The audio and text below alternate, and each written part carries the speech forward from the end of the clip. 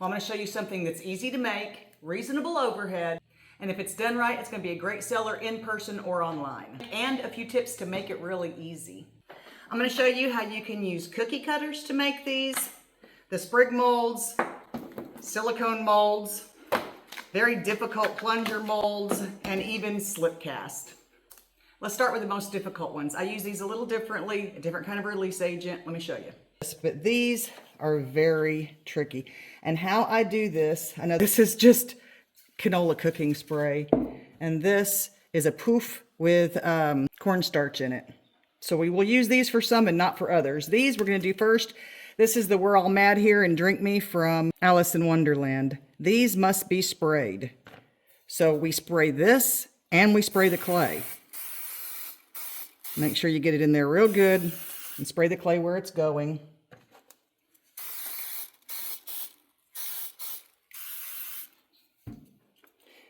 All the grease and stuff will burn out, so don't worry about that. And you may still have problems, but this is the way that I have found it's the best. See, it's still stuck. But being this is low fire, it will not retain its memory and it will be absolutely perfect. So there we've got the Drink Me. We'll set that aside. If you're doing this with stoneware, you're going to have a little bit of a problem if you actually fire it that high with warping. But like I said, we aren't going to do that here. Next, then we got the regular cookie cutters. Now you're going to use a different release agent on these. The next one we're going to do is the regular cookie cutters, and we're going to just use a poof. We're going to poof both. If this doesn't work for you, then get the spray back out.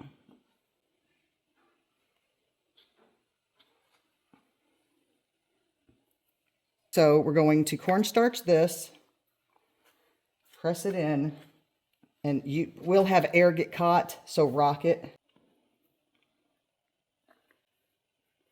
And push the plunger. There we go. And yes, I know what you're thinking. You can reuse the clay. So the cornstarch and the spray, everything burns out in the kiln.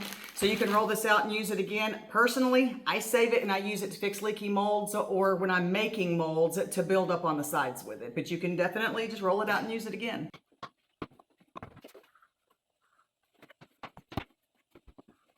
Now, put these on here just for the first night, and then take them off so you don't get any molding. This will weight them down. These are just old socks filled with like landscape gravel, the tiny little gravel. I don't use kitty litter because, well, it absorbs water. I don't use sand because it eventually comes out of here and then you got sand all over the place. If you don't like the look of the cookie cutters, just hold on because I have a few more. Sprig molds. These, depending on the shape and the size, will make perfect night lights. I use the same cheap clay, take it over here, and just press it in. Make sure you don't get air bubbles, so roll it on your finger. Make sure you get it all the way in. And don't worry if you're getting out of the lines. We're going to fix that here in just a second. Now you can use anything to scrape it. I like these baker tools here. I've got several different kinds. As you can see, it does a pretty good job. Just don't dig into the plaster. Next are the silicone molds. You can get the ones that were created like for cake decorating, which are the thicker ones. I like those better. Or you can just use the really thin ones that they sell for resin. So on these, we're going to do the same thing, only we're going to be a little more hollow with them. We're not going to fill them all the way up to the rim because they'll be too heavy for our night lights. These were sold under cake molds. Anyway, we're going to let this sit for a few minutes. And these, looks like these should be ready to come out.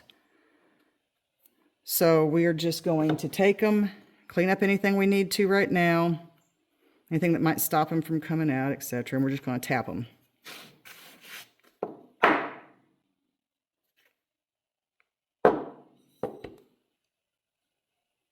And now we have the beginnings of a nightlight. We're not quite there yet, but we're getting there. For these, just take a tiny bit of water, take some of the scraps, and we're going to make a slip. It's kind of going to be a little bit of a slurry. Get a very stiff paintbrush. There we go. Now, once you let these sit for a little bit and they get firm, we're just going to come over here and pop them out. And if you notice, I did not use a release agent on these. On this particular mold, I don't need them, but you need to try your mold. And if you do, only use your cornstarch.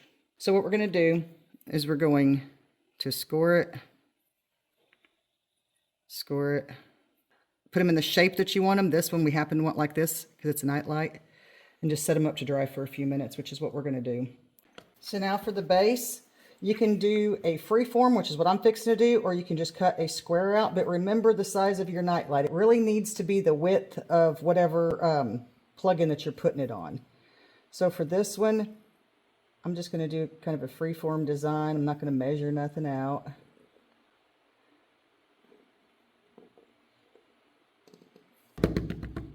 Okay. Lines in it so we can see through it. There we go.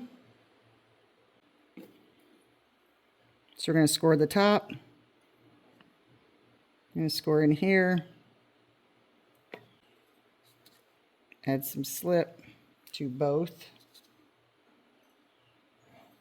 And put them together. Now these, it would be best if you let these firm up before we attach them.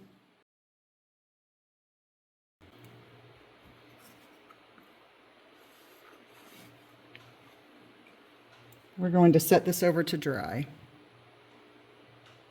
And last but not least is the slipcast mold. So if you've got a collection of molds, you more than likely have a ton of the smalls.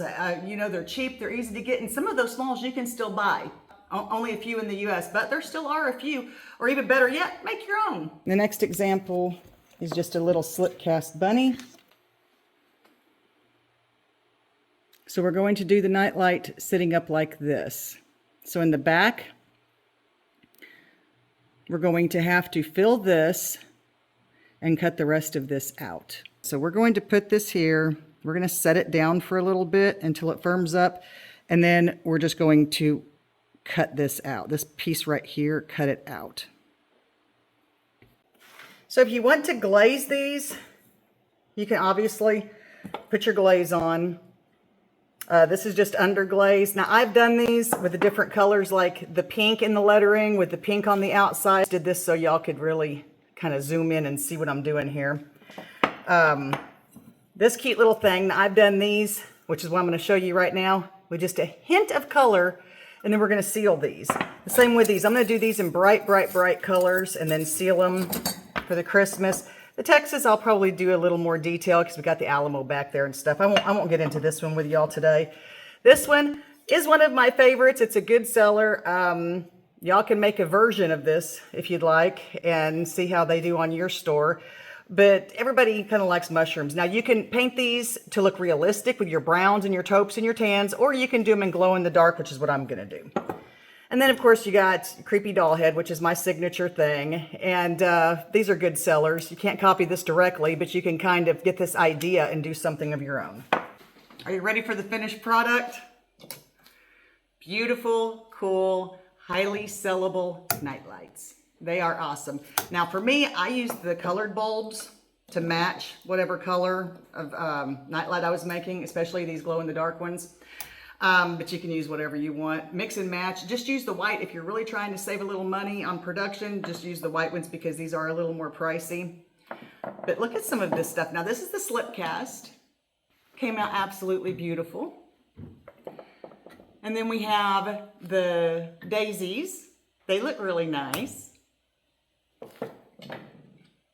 Here are both of the Alice in Wonderlands. I use the blue and the red just to kind of, you know, give it more of that feeling. Now I do use this mold for something else, and when I do, I don't do them black. I do them pink and green and something like that. So use your imagination with those as well. These aren't mine. I didn't invent these. You can use these. The idea is, so if you use this, give me a shout out. It'd be kind of nice. See, in the orange, with the orange. Now this one I do sell. I make it a little differently, the one I sell online. And how cute is that? Those are interesting. And then we've just got the little Halloween coffin. You can use whatever bulb you want. This right here is glow in the dark, so after the lights turned out, it continues to glow. And if you like what you saw here and you don't want to make them or you don't have the time to make them or whatever, I do sell these. So I'm going to leave a link to my Etsy down in the first pinned comment and my little store that's connected right here to YouTube. They're going to be in there too. If they're not in there, I'm sold out. I'm sorry. But if you go to Etsy, that's where you can kind of get in line because all of those are made to order. Thanks for watching. If you enjoyed it, let me know. Leave a comment. And here's 2 more that you might like. Thanks.